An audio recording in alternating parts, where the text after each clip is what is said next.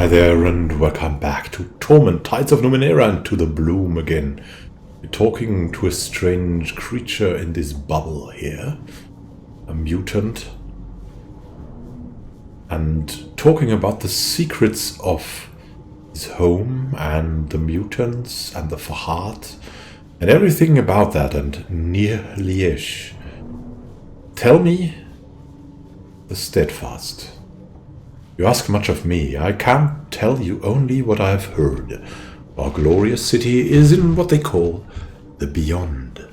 Steadfast is a collection of kingdoms, principalities, and other lesser denominations of feudalism, held together through the dictates of their religion, the Order of Truth. The Aeon priests of the Order have spread their faith far and wide. I hear they have even established a foothold in the city of Sager's Cliffs. And the Fahad, your people? My brethren are blessed mutants, each diverging into a new pathway for humanity. We rule over the city of Liège, using the powers bestowed by our remarkable births to lead normal humanity to a new age of possibilities. We are close in spirit, yet rivals in politics, for the truth of a mutation lies in its ability to prove its use. The subtleties of our machinations are lost there here, alas. And Liège, how is it? The speaker is silent for a moment. The city was once a machine, a colossal device that creates churn. We built atop the machine, creating elaborate structures and impossible architectures, and our city grew into the sky. The great and powerful of Liège live among the fluted spires and the arcing byways with powered cars lifting us to the skies in a moment. The shops and palaces of our people, alas, to think that I might die away from my home. The voice goes very quiet, and thoughts to see sunrise over the cold desert again, to speak with the Yigthli on the concourse one last time. That's his beloved? I have other questions, Gakoto. Ask. Why are the moors changing and closing? Do you know? Do you ask for my knowledge or my conjecture? And if the first, then I must confess my ignorance. If the second, Gakoto pauses, considering, and the grill hisses and sparks when the mutant speaks again. If the second, I believe the bloom has a feeding cycle. It is an enormous organism, you know, and I suggest that these events are part of a larger pattern. The mutant's vast bulk shifts in the tank. Perhaps the bloom is preparing itself for a new Memovera. But do you want to take the Memovera's place? Gakoto's laughter spills out in a staticky hiss. I do not desire such responsibility, nor do I seek the attentions of the bloom. And just around the corner there's a crashed vehicle. How did it get here? Ah, the Katina. Yeah, that was where we met that woman that traveled there with the Katina. She's now running the inn. Ah, the Katina. A year ago, the clocks began to act strangely, speeding and slowing, pulsing, and then the air seemed to bulge in places. We thought nothing of it, considering our surroundings, but then space itself tore open, and this monstrosity tore through little Liège. It pulverized the house of Antuga and Sauyen, erasing their family. Since then, enterprising scavengers have sought wealth in the wreckage, but most avoid the Katina. It is haunted by the ghosts of its passengers. And I'm still looking for two thieves called Delny and Vrung. I was told I could find them here. This is their home. Yes, at the moment they are hiding at the end of an alley. What can you tell me about them? Young mutants, the prince replies, though not the best of our kind. Delny possessed a great empathy, a psychic reverberation. Vrung's powers are more subtle.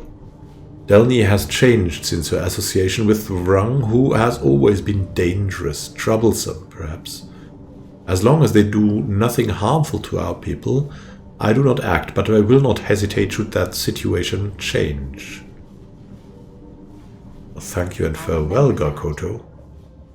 As you turn, the speaker buzzes once more. In case word has not yet reached your ear, I am offering a bounty to the first who can open the newborn maw and tell me what lies on the other side. Voice pauses. Of course, the first step is to discover. The maw wishes to eat. Without that knowledge, it cannot be opened. I'll look into it. Is that the maw that Eintozon is united with? I guess we'll find out. But first, we'll go down to the alley, or we'll maybe go to this mutant here. Herja. Looking like a powerful warrior woman.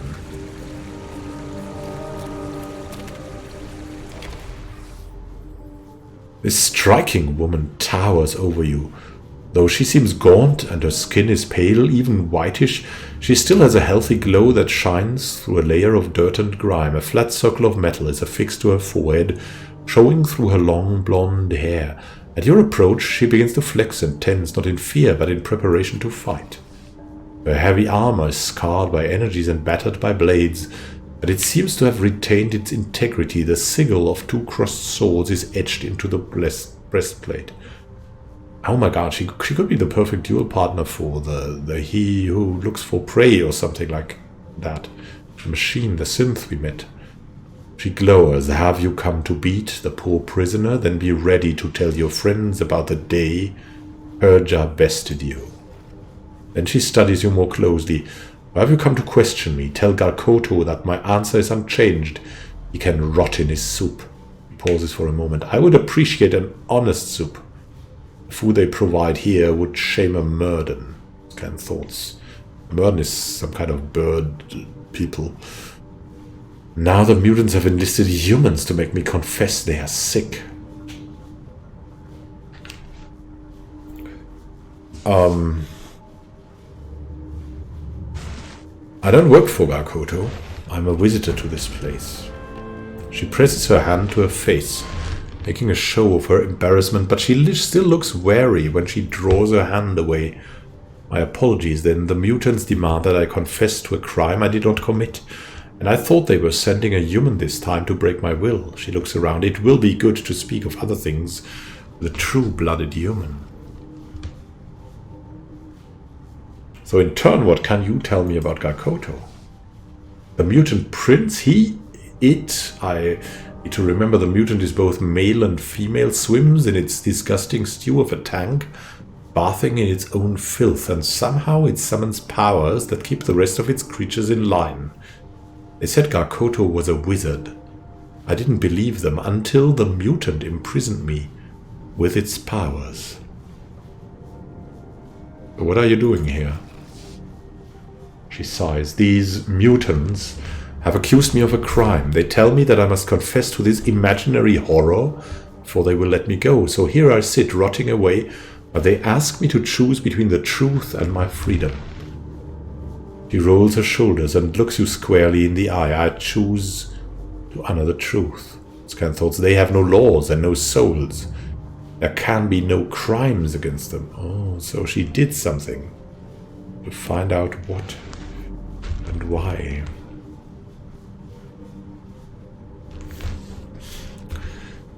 What's that sigil on your armor? Looks down frowning, as she had forgotten she wore such an emblem. This is the symbol of the Arabian Nights. The crossed blades represent our ability to step beyond the laws of nations in order to deal true justice. We seek to reclaim the world for humanity's light. Oh, it seems valuable. What can you tell me of the Arabian Nights? Herja's face lights with passion. The symbol of our order represents our willingness to step beyond the bounds of propriety and advance the cause of humanity. She looks around and lowers her voice. Actual humanity, you know. Okay, so she's a little bit on the No mutant side, she tosses her hair. If we must take up the blade to mete out justice, we do not hesitate. We travel mid-guard for the betterment of all, and those who oppose our mission soon see the error of their ways. In the steadfast, the order of truth itself blesses us.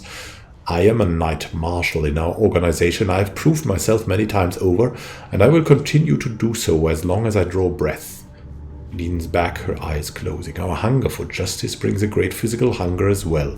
One council, I recall, they brought us fresh waters distilled from the dew of the mountains, roasted and spiced anin, and exotic flaming cheeses. We do not ask anything of those we aid, but sometimes their largesse humbles me.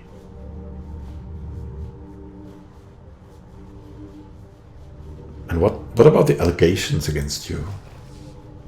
The mutants claim that I poisoned them. A number of them died, and they decided that I was to blame. She frowns. That is all they are. Allegations. Gakoto has no right to imprison me.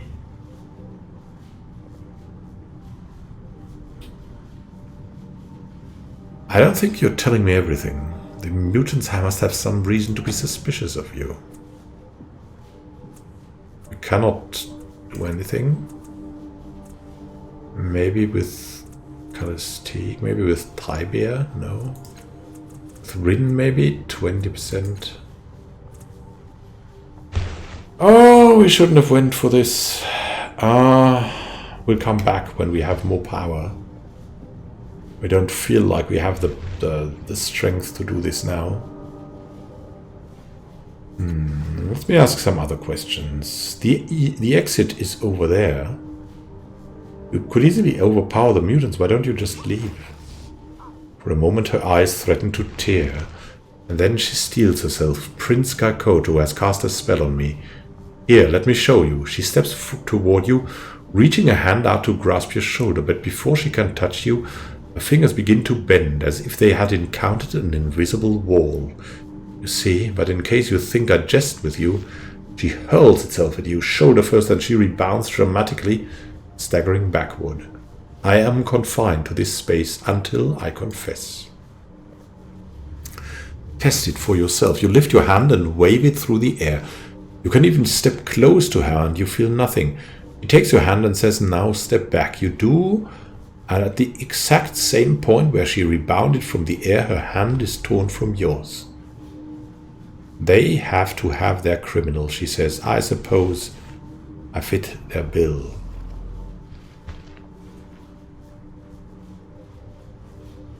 But why?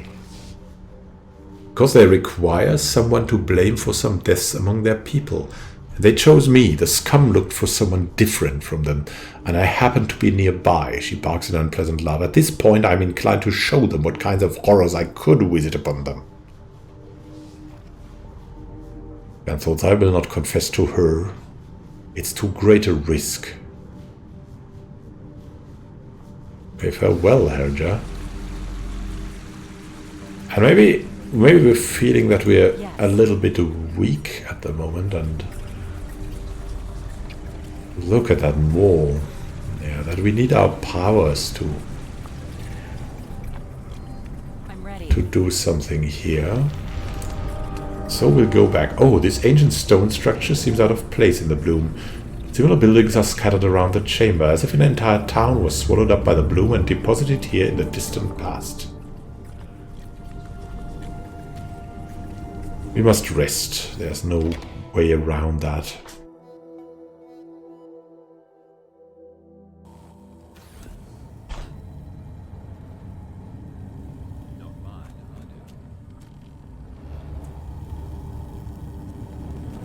Ink pot. All right. We had a dragon somewhere here. So where can we rest? Let's rest around here, right? There's Kian.